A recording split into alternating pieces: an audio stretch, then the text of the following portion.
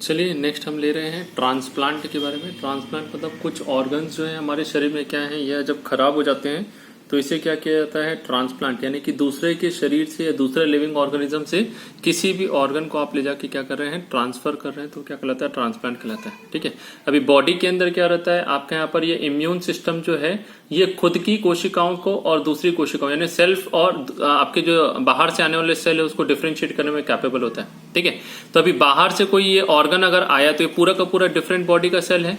अभी different body का cell है तो ये क्या करेगा, आपका यहाँ पर आएगा तो आपकी जिसके अंदर भी ये ट्रांसप्लांट किया जाएगा वो क्या करता है, यहाँ पर इन सेल्स को पहचान नहीं पाता है और इनके अगेंस्ट क्या करता है, एंटीबॉडीज बनाता है। यानी इनकी जो सेल्स रहेगी वो कैसे एक्ट करेगी, एज ए एंटीजन एक्ट करती है और इस एंटीजन के अगेंस्ट में एंटीबॉडीज बनेगी जो क्या करेगी, इन ट्रांसप्लांट के सेल्स को खत्म करने का काम करेंगी। ठीक है, अभी ये खत्म हो जाएगा मतलब आपका जो है ट्रांसप्लांट आपने जो किया था किसी की लाइफ बचाने के लिए वो क्या हो गया, वेस्टफुल प्रोसीजर हो गया। ठीक है, तो ये जो है आपका यहाँ पर क्या है, ऑर्गन ट्रांसप्लांटेशन जो रहता है किस लिए, तो आपके इम्यून सिस्टम इस तरीके से काम करता है।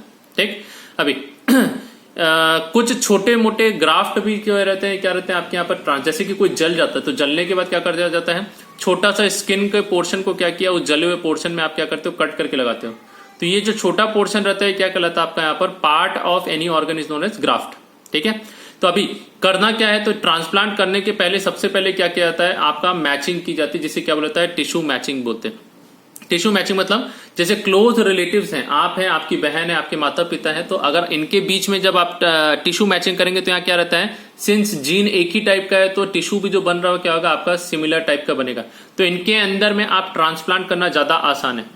कोई गैर आके मैं अगर आ जाऊं और आपके यहाँ पर ट्रांसप्लांट करने की कोशिश करूंगा तो क्या होगा, मेरे ऑर्गन जो है आपके साथ टिश्यू के साथ मैच नहीं करेगा तो रिजेक्शन होने के चांसेस सबसे ज्यादा है। ठीक, तो टिश्यू मैचिंग करना है। दूसरा चीज, आप ब्लड ग्रुप मैच करते हो, यानी दोनों का अगर ब्लड ग्रुप सेम होता है तभी आप क्या करेंगे, नहीं तो क्या होगा, आपका ब्लड ग्रुप में एंटीजन अलग अलग होते हैं। ठीक, अभी अलग अलग एंटीजन है तो ब्लड जब दूसरे के में जाएगा तो वो क्या करेगा, उसमें एंटीबॉडीज बना देगा और फिर से क्या हो जाएगा, आपका ग्राफ्ट रिजेक्ट हो सकता है। ठीक, तो अभी ऐसे पेशेंट जिनमें आप ग्राफ्ट देते हो उनके अंदर क्या करना है, आपको ग्राफ्ट को लंबे समय तक चलाना चाहते हैं तो आपको क्या करना पड़ता है, इम्यूनो सप्रेसेंट। क्या देना पड़ता है, इम्यूनो सप्रेसेंट, यानी ऐसी दवाई जो क्या करती है, इम्यूनिटी यानी इम्यून सेल जो बन रहे हैं उस सिस्टम को क्या करती है, दबा के रखती है, सप्रेस कर देती है। ठीक है, तो ये जो है ये मेडिसिन जो है लाइफ लॉन्ग इनको खाना पड़ता है।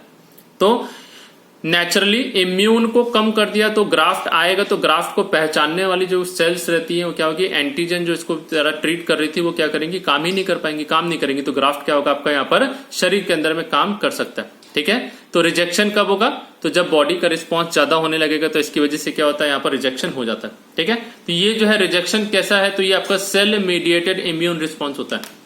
इंपॉर्टेंट यही है आपके लिए कि जो ट्रांसप्लांट के समय में मेडिसिन जो है यानी ट्रांसप्लांटेशन के समय में आपका किस टाइप का जो है इम्यून रिस्पॉन्स दिखाया जाता है, तो it is known as cell mediated immune response. ठीक है, तो ये जो है थोड़ा सा इसको याद रखेंगे।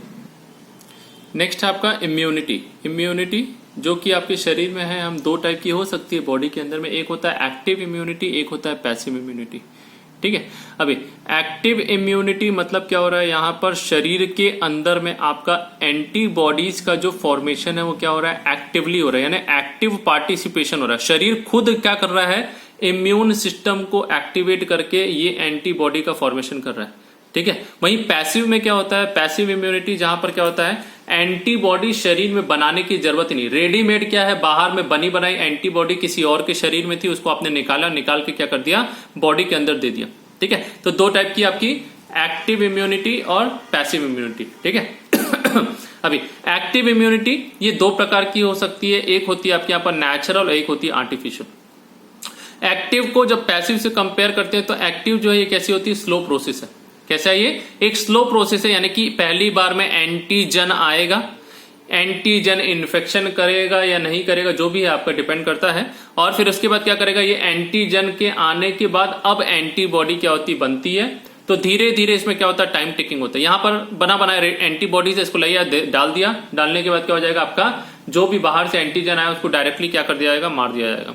ठीक है, नेचुरल एक्टिव इम्यूनिटी और आर्टिफिशियल एक्टिव इम्यूनिटी। अभी नेचुरली यानी कि ये क्या होता है, आपका नेचुरली कोई पैथोजन आया, पैथोजन आने के बाद आपके शरीर में क्या हुआ है, यहां पर जैसे सर्दी खांसी, अभी ठंड का बारिश का मौसम चलता है तो उसमें क्या होता है, सर्दी वगैरह होती है, ठीक। तो हर 6 महीने साल भर के लिए आपको क्या होता है, छोटी सी इम्यूनिटी मिल जाती है, यानी पैथोजन आया, वायरस आया, वायरस के अगेंस्ट में क्या होता है आपका यहाँ पर एंटीबॉडीज बन जाती। तो ये क्या हुआ, एक्टिवली आपका इन्फेक्शन हो रहा है, इन्फेक्शन के बाद एंटीबॉडीज बन रही है। इसके बाद में वापस से पैथोजन इस सीजन में कभी भी आए, आपको क्या होगा, वापस से ये जो है आपका इम्यून सिस्टम जो है इसको क्या करेगा, डिजीज होने से रोक देगा। ठीक है, तो ये क्या है, नेचुरली है, नेचुरली जिसमें क्या हो रहा है, इन्फेक्शन वगैरह हो रहा है।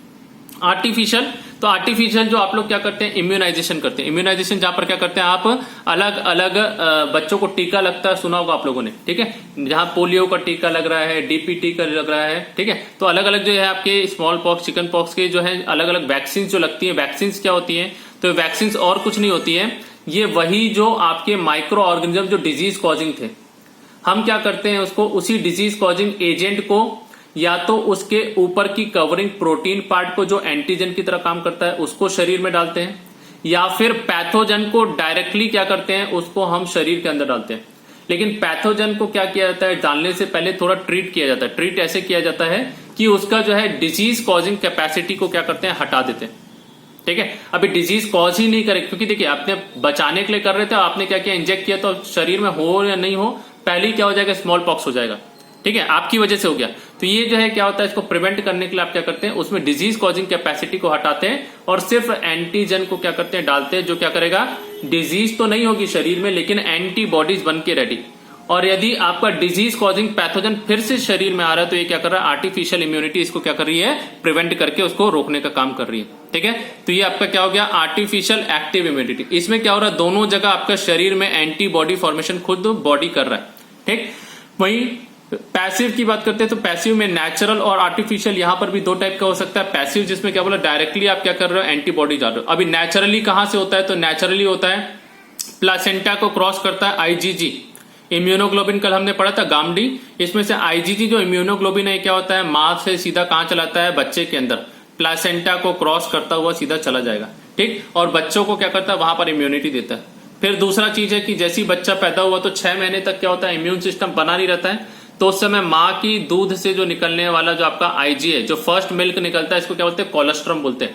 ठीक है, क्या कहलाता है, कोलेस्ट्रम कहलाता है। इसके अंदर क्या रहता है, इम्यूनोग्लोबिन ए जो रहता है बहुत ज्यादा पाया जाता है, और इसी की वजह से 6 महीने तक जो बच्चा जो रहता है क्या होता है, उसको जल्दी बीमारी नहीं होती। 6 महीने के बाद यूजुअली क्या होता है, बच्चा फिर से बीमार पड़ने लगता है। ठीक है, तो इसीलिए बोला जाता है बच्चे को ब्रेस्ट फीडिंग करवाना चाहिए, माँ का दूध देना चाहिए, जिससे क्या रहे, उसकी इम्यूनिटी थोड़ी सी अच्छी रहे।